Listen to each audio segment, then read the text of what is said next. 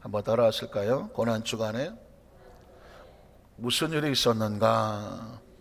오늘 5번째 이 금요일에, 특별히 성금요일에 이 고난 주간에 어떤 일이 일어났는지 함께 말씀을 묵상하며 은혜 나누기를 원합니다.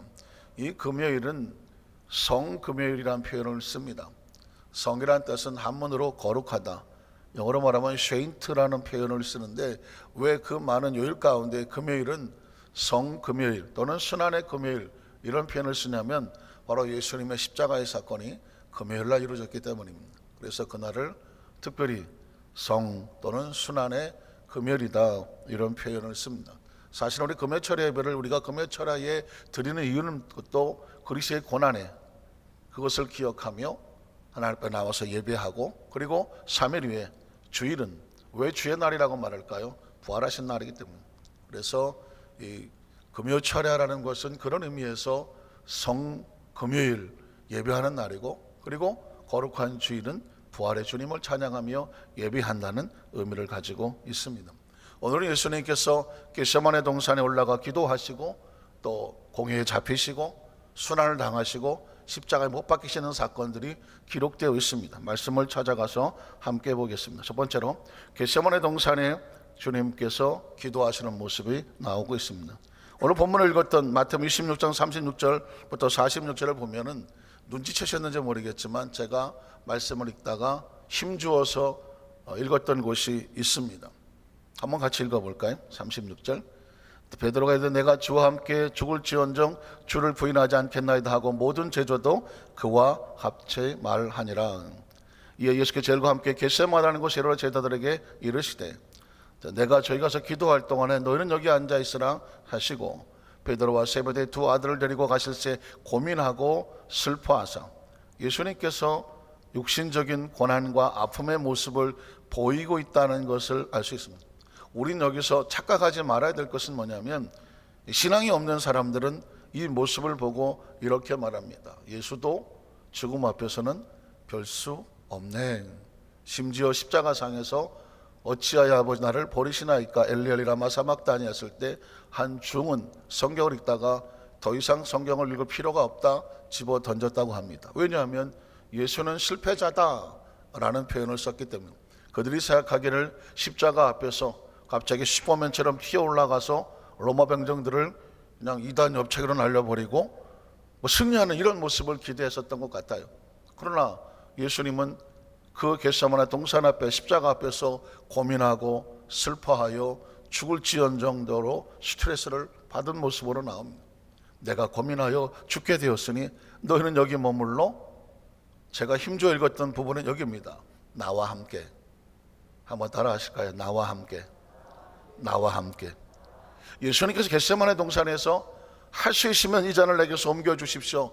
그러나 내 원대로 맛이 없고 아버지 원대로 되기를 원하나이다. 이 부분에 우리가 주목되어 있으면서 혹시 놓칠 수 있는 부분이 있는데, 나와 함께. 아버지에게는 그렇게 기도했지만, 아버지의 뜻을 구했지만 그의 제자들에게는 이렇게 말했습니다. 나와 함께. 어떻게 생각하십니까? 이 겟세마네 동산의 예수님의 기도는 아버지의 뜻을 구하는 처절하고 절박한 그 처절한 기도가 절규처럼 튀어나오는 그런 기도 현장이기도 하면서 그의 제자들에게, 적어도 크리스찬 그리스도를 닮아가는 주의 백성들에게 외치고 있는 소리가 있습니다. 나와 함께. 그리스도의 고난의 그 십자가의 자리에 나와 함께 있어달라, 깨어 있어달라고 말했습니다. 과연 예수님은 실패자일까요? 처절하게 얻어 터지고 죽음 앞에서 고민하는 연약한 자일까요? 예수님이 완전한 인간이라는 모습을 그들은 몰랐기 때문입니다.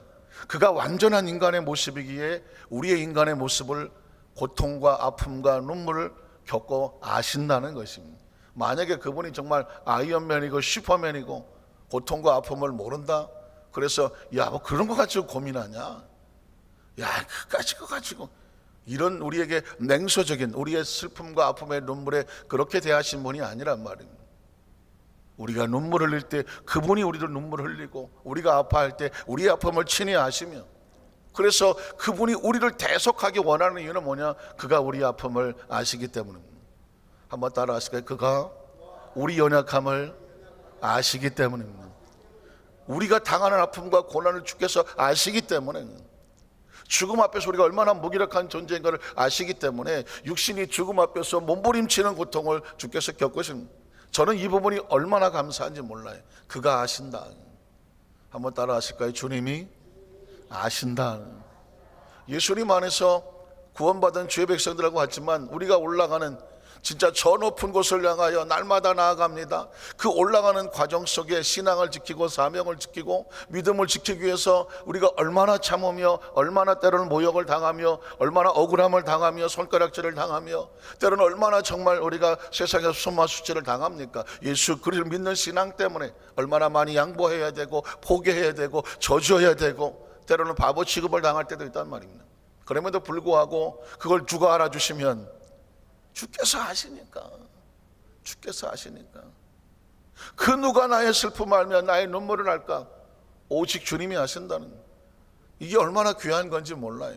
만약 그분이 모른다고 하면 우리의 모든 수고와 땀과 눈물은 무슨 의미가 있겠습니까?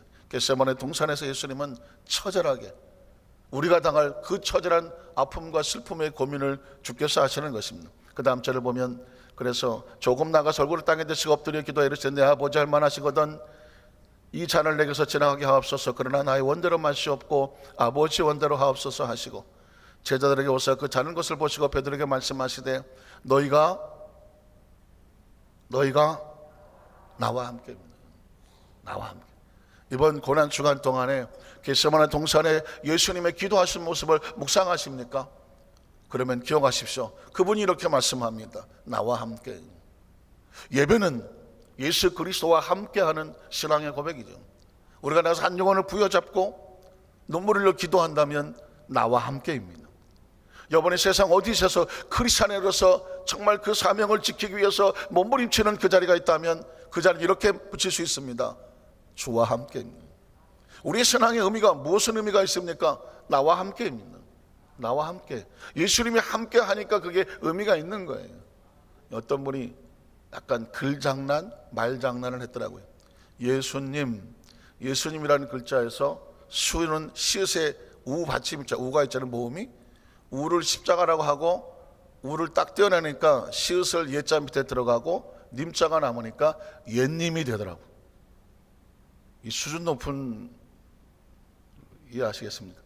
예수님께서 예수님이란 단어에 가운데 숫자에 우를 띄어내니까 시음만 남잖아요. 그 앞에 예에다 갖다 붙이니까 옛님이 돼버려. 그 의도는 뭐냐면 예수님이라고 하는 글자에 십자가를 떼어버리면 옛님이 되더라. 옛님이 뭐예요? 이미 헤어져서 먼 기억 속에 있는 사람이, 멀어진 사람 관계를 옛님이라고 말한다는 거죠. 그러니까 마찬가지입니다. 예수님은 나와 함께 있어야 예수님인 거예요. 예수님과 떨어지면 예수님 나와 상관이 없다는 의미죠. 예수님은 그 마지막 고난과 순환의 현장 속에 나와 함께 깨어 기도해 달라라는 표현을 썼습니다. 내가 나와 함께 이렇게 한 시간 더 깨어 있을 수가 없더냐. 시험에 들지 않게 깨어 기도하라. 깨어가 3번이 나와요. 그 마지막 시련의 시대에 그리스도인들에게 예수님께서 명령한 것은 깨어 나와 함께 기도하라는, 마음의 논의로 육신이 약하도다 하시고, 다시 두 번째 나가 기도하여 이르시되 내 아버지 만일 내가 마시지 않고는 이 잔이 내게서 지나갈 수 없거든 아버지 원대로 되기를 원하나이다 하시고, 다시 오사 보신즉 그들이 잔이 있는 그들의 눈이 피곤함이라는, 또 그들을 두시고 나아가 세 번째 같은 말씀으로 기도하신 후 이에 제자들에게 오사 이르시되 이제는 자고 쉬라. 기도할 때가 있고 함께 할 때가 있고, 그 때를 놓치면 이제는 다른 시대가 오는 거죠. 쉬라 보라 때가 가까이 왔으니 인자가 죄인의 손에 팔리는 일은 일어나라 함께 가자 보라 나를 파는 자가 가까이 왔느니라. 두 번째로 이제 예수님은 잡히십니다. 잡히시는 예수 그리스도. 마태복음 26장 55절 56절에 보니까 그때 예수께서 무리에게 말씀하시되 너희가 강도를 잡는 것 같이 칼과 뭉치를 가지고 나를 잡으러 나왔느냐. 내가 날마다 성전에 앉아 가르쳤으되 너희가 나를 잡지 아니하였도다. 그런데 이렇게 된 것은 오늘 내가 너희에게 잡히는 이유는 다 선지자들의 글을 이루려 함이라 하시더라. 이에 제자들이 다 예수를 버리고 도망하더라. 예수께서 그토록 나와 함께, 나와 함께, 나와 함께라는 표현을 썼지만 그 마지막 순간에 제자들은 다 뿔뿔이 흩어져 도망을 치고 말았습니다. 우리는 여기서 할 수 있는 이유가 뭘까요? 예수님은 힘이 없고 나약하여 비참한 실패자라서 잡혀갔을까요? 아니라는 것입니다. 내가 성전에서 말씀을 가르칠 때 누구도 나를 잡을 수 없었다라고 말합니다. 이렇게 된 것은 아버지 약속의 말씀에 따라 내가 스스로 잡히신다는 거예요. 예수님은 스스로 잡히신 것이지 그걸 자신을 내어준 것이지 연약하여 잡혀진 것이 아니라는 것을 예수님은 말씀하고 있습니다. 세 번째로 공회 앞에 서시는 예수 그리스도의 모습을 보게 됩니다. 자, 예수님은 철저하게 공회 앞에서 수치를 당하십니다. 마태복음 26장 63절로 68절에 보니까 예수께서 침묵하시거늘 대제사장이 이르되 내가 너로 살아계신 하나님께 맹세하게 하노니 네가 하나님의 아들 그리스도인지 우리에게 말하라. 예수께서 이르시되 내가 말하였느니라.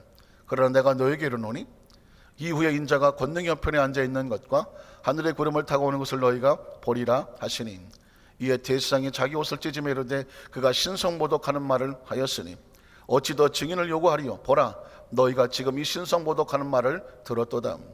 너희 생각은 어떠하냐? 대답하여 이르되 그는 사형에 해당하니라 하고 이 예수의 얼굴에 침 뱉으며 주먹으로 치고 어떤 사람은 손바닥으로 때리면 이르되 그리스도야 우리에게 선자 노릇을 하라. 너를 친 자가 누구냐 하더라. 이건 시작에 불과하죠. 이제 예수님께서는 거의 벌거벗긴 채로 끌려다니며 39개의 채찍에 맞아가면서 그 채찍에도 10가닥 이상으로 가죽에다가 쇠고랑에다가 짐승의 뼈를 붙인 것으로 온몸을 후려치면 온몸의 살이 찢겨져 나가는 그 처절한 수치와 고통, 그리고 머리에 가시 면류관으로 발로 짓밟아 씌우고 대못에 손과 발을 박히는 십자가에 매달려 6시간을 피 흘리시는 처절한 고통과 아픔의 모습을 보였습니다. 제가 이 그리스도의 고난을 보면서 인상 깊게 지금도 더 이상은 보고 싶지 않은 영화 하나가 있는데 그게 바로 늘 말하던 패션 오브 크라이스트라는 영화입니다. 영화 포스터를 제가 하나 준비했는데요. 패션 오브 크라이스트. 패션이라고 하는 것은 PASSION, 보통은 열정 이런 표현을 씁니다. 그런데 왜 예수님이 패션 오브 크라이스트라는 말을 썼을까? 왜 그리스도의 열정인가? 그런데 그 영화는 저렇게 피투성이로 처참하게 고통당하는 예수의 모습일까? 십자가를 순환이라고 말하지 아니하고 패션, 그리스도의 열정과 열망, 물론 순환이라는 표현도 씁니다. 그런데 그냥 당하는 순환이 아니라 사랑과 열정으로 십자가와 가시기 면류관을 끌어안으시는 모습을 그 제목을 적어놓은 것 같아요. 이 영화는 멜 깁슨이라고 하는 유명한 영화 배우가 예수 그리스도의 이 순환의 현장을 정말 현재 시대에 리얼하게 실제적인 모습으로 그냥 상상의 모습이 아닌 것으로 스크린에 재현한다, 이런 목적을 가지고 영화를 만들었는데 한 번은 봤어요. 미국에서 있을 때 영화를 성도들 같이 가서 본 기억이 있는데 그 영화를 보면서 뭐 쩍소리도 못했어요. 제가 목사잖아요. 성경을 수도 없이 읽었으며 그랬을 거야, 그랬을 정도가 아닌 거예요. 눈 뜨고 못 보겠는 거예요. 눈 뜨고 볼 수가 없어요. 그러면서 그 예수님이 당하시는 그 고난과 아픔의 현장의 모습을 진짜 이건 정말 모든 성도들이 한 번은 봐야 되겠구나, 막 그런 모습을 가졌어요. 제가 사진 몇 장을 더 준비를 했습니다. 이건 예수님께서 저 엄청난 그 십자가를 지고 등이 쉴 정도로 지금 골고다 언덕을 향하여 올라가시는 모습이고요. 또 하나의 모습은 거의 엎어질 정도로 옆에서 누가 부착해 주지 아니하면 온몸을 가누지 못할 정도로 이렇게 십자가를 지고 가고요. 마지막 장면은 이런 모습입니다. 피투성이로 십자가에 누워있는 예수 그리스도의 모습입니다. 저 모습을 보면서 제가 느꼈던 것은, 정말 오해를 했던 것은 뭐냐면, 저렇게 되시도록 예수님께서 두 가지를 하지 않아요. 하나는 뭐냐면 도망치지 않아요. 그 채찍을 피하여 도망치지 않아요. 그 채찍이 허공에서 그냥 내려올까 봐 몸을 던져가면서 채찍에 맞으신 거 아니라 본인이 채찍에 갖다 대시는 거였어요. 그리고 살려달란 말을 하지 않아요. 아프고 고통스러우니 더 이상 때리지 말라, 날 좀 살려달라, 이런 말을 하지 않아요. 두 가지를 하지 않아요. 이유가 뭔지 아십니까? 스스로 잡히셨기 때문입니다. 스스로 십자가를 지시기 때문입니다.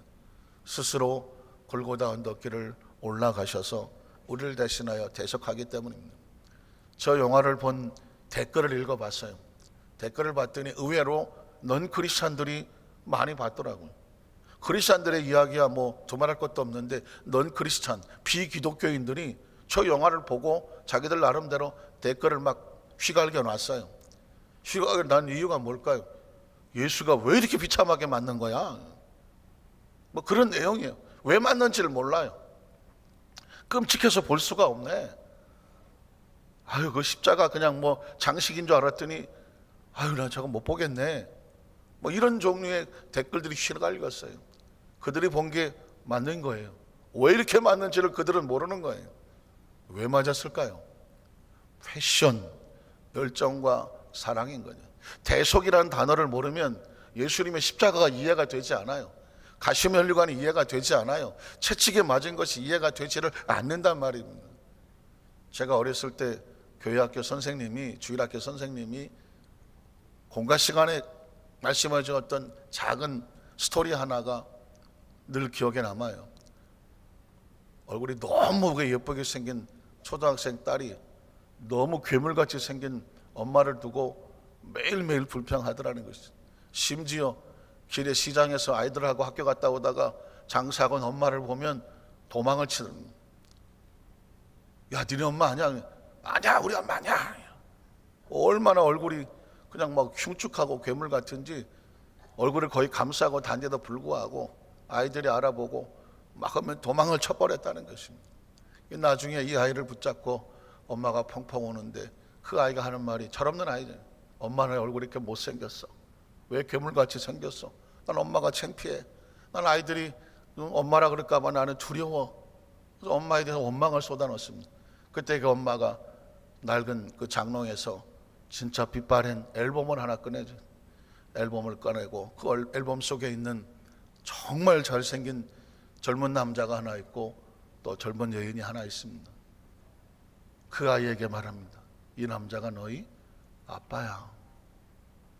그리고 이 얼굴은 엄마의 원래 젊었을 때 모습이야. 그럴 리가 없는 거예요. 상상할 수 없는 얼굴이 너무 예쁘고 잘생긴 부부가 있는 거예요. 이 아이에게 네가 좀 나이가 더 들면 이야기해 주려고 내가 안 보여줬던 건데 오늘 너에게 보여준다. 이 사진은 엄마 아빠가 젊었을 때 사진이야. 엄마 아빠가 시장에서 장사를 하고 있었어.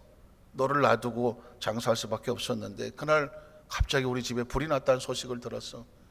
그래서 시장에서 미친 듯이 달려갔는데 이미 낡은 초가집이 불이 붙어서 다 타고 있는 상황이었습니다. 그때 이 젊은 부부는 누구랄게 할 수가 없었어요. 그냥 둘 다 미친 듯이 달려 들어갔습니다. 소방서 경찰들이 막았지만 누구도 막을 수 없었습니다. 미친 듯이 달려 들어가서 그 어린아이를 엄마가 끌어안았습니다. 그리고 그 아빠는 그 불구덩이를 헤치고 나왔습니다. 엄마가 아이를 끌고 나오고 그리고 그 아빠는 뒤에서 떨어지는 젓가락을 피하지 못하고 불 속에서 죽었어요. 그 엄마는 그 아이를 데리고 나온 동안에 불똥 하나라도 그 아이 얼굴에 튈까 봐 온몸으로 막았습니다. 쏟아지는 그 불똥들을 온몸으로 막았어요. 다른 거 신경 쓸 틈이 없었어요. 그리고 그 아이는 무사히 성장했습니다. 정말 예쁘게 잘 성장을 했습니다. 그러나 그 엄마의 얼굴은 일그러지고 화상으로 견딜 수 없을 정도로 괴물처럼 변했습니다. 그러나 그 엄마는 후회하지 않아요. 왜? 그 아이를 잘 지켜냈기 때문입니다. 마치 그 아이를 가슴에 끌어안고 불구덩이 속에서 나올 때 떨어지는 불똥을 하나라도 피하려고 하겠습니까? 내가 피하면 내 아이의 얼굴에, 내 아이의 몸에 떨어질 그 불똥을 세상에 어떤 엄마가 그 불똥을 피하겠습니까? 어떻게든지 하나라도 더 내 온몸으로 막아서 내 아이에게는 단 하나의 불똥도 떨어뜨리지 않게 하려고 하지 않겠습니까? 비로소 그 아이는 그 이야기를 듣고 엄마를 붙잡고 펑펑 우는 거죠. 펑펑 우는 거예요. 비로소 알았습니다. 그 엄마의 얼굴은 괴물처럼 생기고 흉측해졌지만 그 자신을 향한 사랑이었다는 사실. 사랑입니다. 때로 여러분 겉으로 보는 거하고 속으로 달라요. 겉으로 보는 것은 험하고 추하고 아유 저렇게 생겼어 괴물처럼 보이지만 그것보다 강한 사랑이 없는 거예요. 십자가는 가장 저주의 사건이지만 그러나 가장 처절한 사랑의 사건이라는 거예요. 사랑의 사건. 이거를 아는 사람은 그 사랑 앞에 무릎을 꿇을 수밖에 없지만 모르는 사람은 그냥 여전히 비난하고 손가락질하고 그러는 거죠. 예수님께서 이 고난당하신 이 모습은 우리가 왜 묵상을 하고 부활을 준비하느냐? 이 처절한 사랑을 모르면, 죽음까지 끌어안는 사랑을 모르면 부활은 무슨 의미가 있습니까? 죽음에 대한 처절한 고통에 이 사랑을 끌어안지 못한 사람이 부활은 그냥 부활절인 거예요. 날계란 아닌 거예요. 찡계란이나 그냥 까먹고 마는 거예요. 사랑하는 성도 여러분, 중요한 것은 의미입니다. 왜 우리가 그리스도의 고난에 그 앞에 무릎을 꿇고 십자가를 바라보면서 우리가 그 사랑을 가슴에 품어야 하는가? 누구 때문에? 나 때문에. 우리 자신이 내가 그 피로 그 사랑으로 인하여 여기까지 온 거예요. 그게 절박하고 처절할수록 이후에 그 어린 딸이 엄마에 대해서 부끄러워하지 아니하고 숫자하지 아니하며 그 얼굴을 볼 때마다 사랑에 눈물에 감격스러워하는 그 모습을 가진 것처럼 오늘 우리는 부활절 앞에서 예전에 작년에 부활절 어떻게 지냈지? 의미 없는 일이에요. 오늘 내일 모레 다음에 며칠 뒤에 있는 그 부활의 그 의미에 간절한 마음으로 섰을 때 비로소 그 딸이 엄마의 마음을 알아주었을 때 엄마가 비로소 그 얼굴이 헛되지 아니한 것처럼 그리스도의 십자가가 우리가 그 부활의 은총을 진심으로 기뻐하고 감사하며 예배할 때 십자가가 무의미하지 않는 것이라는 것입니다. 마지막으로 예수님께서 십자가의 고난과 죽임을 당하십니다. 마태복음 27장 45절 50절 그냥 읽어 내려가겠습니다. 제6시로부터 온 땅에 어둠이 임하여 제9시까지 계속되더니 제9시쯤에 예수께서 크게 소리질러 이르시되 엘리 엘리 라마 사박다니 하시니 이는 곧 나의 하나님 어찌하여 나를 버리셨나이까 하는 뜻이라니. 거기 섰던 자 중 어떤 이들이 듣고 이르되 이 사람이 엘리야를 부른다 하고 그 중에 한 사람이 곧 달려가서 해면을 가져다가 신포도 적시어 갈대에 꿰어 마시게 하거늘 그 남은 사람들이 이르되 가만두라 엘리야가 와서 그를 구원하나 보자 하더라. 예수께서 다시 크게 소리 지르시고 영원히 떠나시더라는 말씀을 정리합니다. 그렇게 예수님은 우리에게 생명을 다 쏟아 부어 주셨습니다. 그리고 십자가에 매달려 그 죽은 그 모습으로 6시간을 매달려 있고 그리고 죽은 후에 무덤에 안치됩니다. 토요일은 경비병들이 무덤을 지키는 모습이 나오고요. 그리고 드디어 주일에 예수님은 약속대로 부활하시는 것입니다. 마태복음 28장 1절 6절은 부활의 모습을 읽고 말씀을 마치겠습니다. 안식일이 다 지나고 안식구 첫날이 되려는 새벽에 막달라 마리아와 다른 마리아가 무덤을 버리고 갔더니 큰 지진이 나며 주의 천사가 하늘로부터 내려와 돌을 굴려내고 그 위에 앉았는데 그 형상이 번개 같고 그 옷은 눈같이 희거늘 지키던 자들이 그를 무서워하여 떨며 죽은 사람과 같이 되었더라. 천사가 여자들에게 말하 이르되 너희는 무서워하지 말라. 십자가에 못 박히신 예수를 너희가 찾는 줄을 내가 아노라. 그가 여기 계시지 않고 그가 말씀하셨던 대로 살아나셨느니라. 와서 그가 누우셨던 곳을 보라. 6절 다시 한번 읽어볼까요? 그가 여기 계시지 않고 그가 말씀하시던 대로 살아나셨느니라. 와서 그가 누우셨던 곳을 보라. 이게 오늘 우리에게 외치고 있는 주의 메시지며 우리 가슴에 새겨야 되며 우리가 평생 가슴에 품어야 될 부활의 신앙입니다.